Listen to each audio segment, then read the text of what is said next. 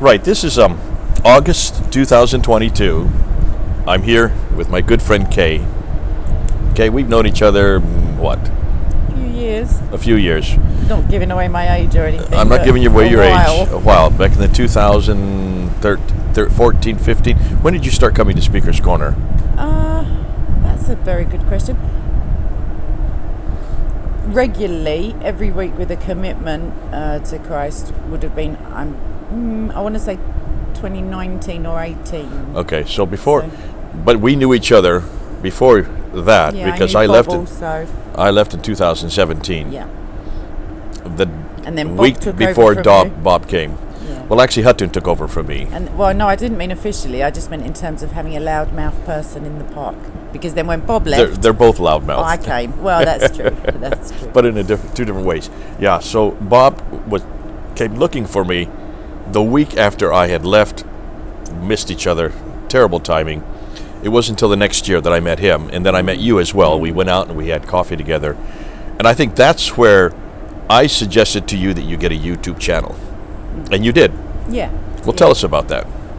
Okay, so initially when I was first at the park, it's a part of my, I guess, it was a pretty dramatic recommitment to Christ that I had, and some spiritual unpleasantness, I guess, prior to that. And then I did a bit of a Martin Luther, I suppose. I pleaded and said, no, if you can just be with me through this, then I will, boldly proclaim and not be ashamed of the gospel, etc. But I didn't want to rush into it or be self-willed, so I made that commitment, and then I carried on praying about it consistently. And then an atheist friend of mine said, Kay, can you do me a massive favour, just out of the blue? And I said, yeah, sure. Please come to a place, it's called Speaker's Corner. And I was like, okay, because I'd been praying about going to Speaker's Corner. And then initially, it's horrific if it happens to anyone. The only comments I ever saw were on the Muslim channels before I met JC, SOCO Films. That's a trial by fire. So I tried not to read them. And then I came into contact with JC. I knew him already through Bob, and from there for around 6 months or 10 months I didn't have a channel because I was just focusing on studying not real life, other life stuff, and quite happy to actually read some pleasant comments. And then I thought of what you'd said, and some other people said it also, and I just felt that there were 6 other days in every week that I could be reaching out to people, because I felt so far away from Jesus at one point that actually, without being overly dramatic, videos of you and Bob, even though Bob and I have a challenging, like a discussion life as it were, however, his videos, yours and SOCO's particularly, literally saved my life, my spiritual life and my physical life at one point. And I wanted to be able to, in some small way, replicate that for other people, because I feel like my style is differing in as much as I see some Christian channels and they're lovely people and I know them, but I couldn't ever visualize myself like sitting in a pub with them or having a laugh. They seem pretty like staid and not pious, but like not decent, love. Exactly. You're from the street. Exactly, you Jay. feel comfortable there. Well, yeah, I try to. I modify my interactions with people based on how comfortable they seem. So if they seem uptight weirdly, I'll be less. I'll be more street, as it were, because I think it puts people at their ease if they realise you're not levitating to the bathroom in the morning, that you've actually got struggles yourself. You represent a demographic in Christianity that's not well served. More than that, there aren't many spokespeople like you. I think you're unique. You and Bob, so does in some Jesus. ways, are unique. Because you do come from that environment. You come from the streets. You come from where the majority of British people live. Yeah. But they don't understand Christianity at all. No, that's and it. When they think of Christianity, they think of cold churches. Yeah. They think of straight boring sermons. Yeah. Put you to sleep. They don't see how it's actually lived out in practice in the real life, in the real world, which is what you do. And in some ways, one of the attractions of your channel and attractions of your background is you come from that. You're able then to talk to a camera, or in your case, the laptop, and you're able to unpack from your perspective who Christ is to you, what Jesus means for you. Yeah. And one of the things you've really latched on is Speaker's Corner is a perfect venue for that. Definitely. Now, Speaker's Corner, I've had a different experience than you have had. I was there 25 years prior to your coming. Back when I was there were very few Christians. Now there are quite a few. Yes, and you thank make up God. quite a big group, actually. And I see fewer and fewer Muslims there. Well, Now, oh, maybe from your time, yeah. Certainly. Than when I was there. When I was there, there would be 10 ladders, Yeah. all with Muslims on them. I don't see one ladder. No, that's right. Yeah. Where are all the Muslim ladders? They've all gone. Just Usman. That's it. He's still asking the same And he doesn't questions have he was much- asking when you were there. And he doesn't have much of a crowd. Only Panto season. Yeah. When we were there in the 1990s, they would dominate the corner. It would be almost 10 to 1.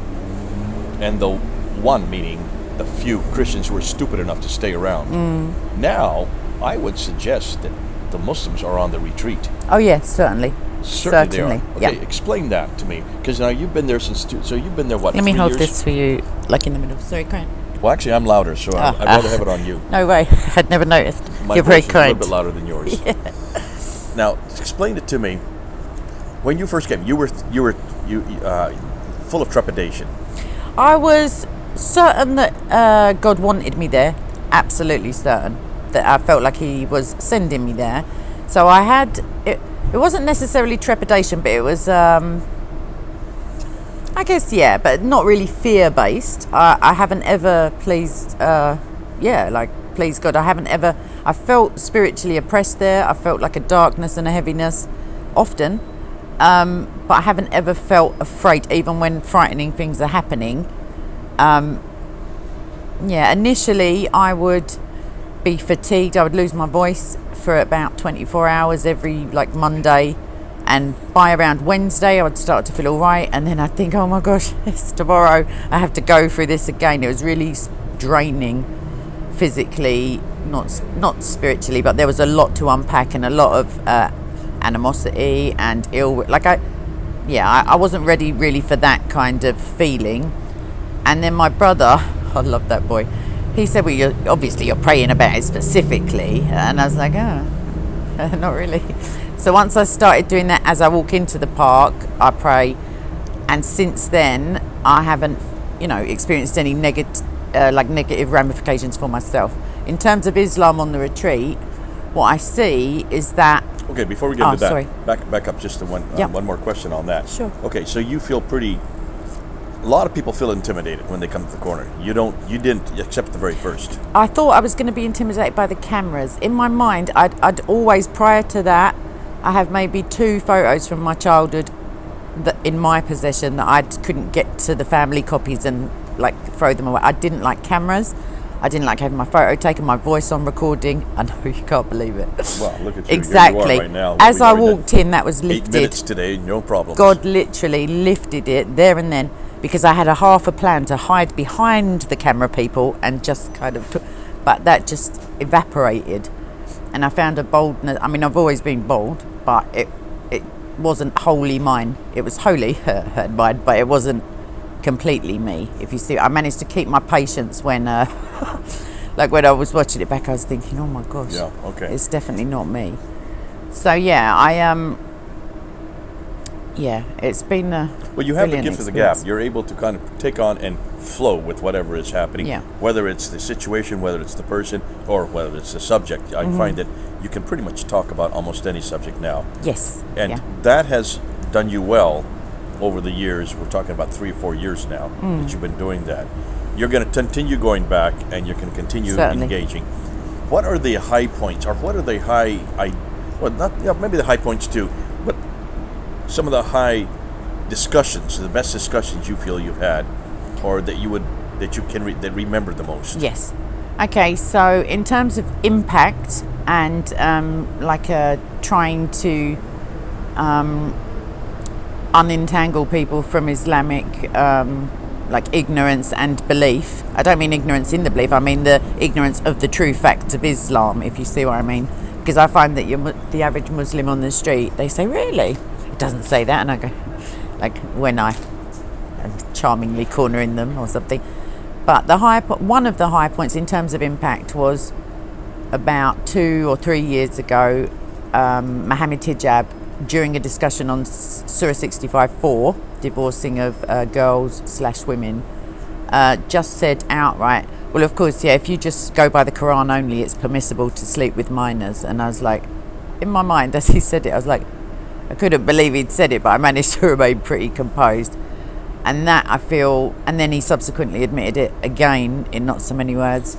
And because of his, like, the massive amount of people who follow him, who are majority Muslim, I would say, that was a blessing, because I thought, if he's saying it, for one, they're going to believe it, and for two, to be so candid about it, so you really is caught amazing. him. You really caught him on the Quran. The Quran, he Yeah. had to support it. You couldn't walk away from it. Yes. He didn't know you knew the verse, and that was now that's the thing. Initially, all of the Dawah were pleased to speak to me, because they tend to go for passers-by, and in the titles it will be Christian preacher set, and this woman's just come from Tesco's. Like, she may not even be a on Christian. their way to see the music venue, which is there in the park. Usually it's the Christians on their way to the park to see some music. Yeah, and when they say Christian, they mean white usually. Right. Like, it's just generic. They must be Christian. They're not in a hijab. But yeah, so firstly, they were quite keen to speak with me. Thinking you were one of these tourists. And then, well, maybe, or just thinking, oh, just a girl. I don't know. Like, they just wanted to try. And after a little while, they became a bit more reticent. Yeah, so... Now, is that because you're a girl, or is that because you're knowledgeable? No, it's because I kept making them look foolish, or making them look... So knowledgeable. Yeah, without, like, boastfulness. I think Being a girl, was that a disadvantage? No, it's an advantage, I feel, because there's less testosterone, there's less posturing, and I can get away with saying things, certainly. I use humour, which is a vastly differing approach, like I intimated, between maybe... I mean, Hatton's quite funny, but that's not her... It's not my main goal either, but I diffuse situations with humour because it seems so laughable sometimes that you can't remain angered if you... You know, some people do a jolly good job of it. But generally I get away with saying things, and oftentimes I feel like they don't actually get the joke, but the people watching do, so it can come across as unkind. Isn't that who your audience is? Oh, certainly. Yeah, that's another thing I wanted to pick up on. Camera, because a lot of people may not know that. Yeah, so people say, why do you speak to Modine? Why? Hashim's never going to change. These are like loosely members of the Dawah, and the reason is, and I figured this out very early on, I genuinely think it's... I mean, I know that it's not me who's going to convert anyone. I just have to make a chink in their, like, armour of ignorance, or I don't know, hatred for God, and then the Holy Spirit will get in.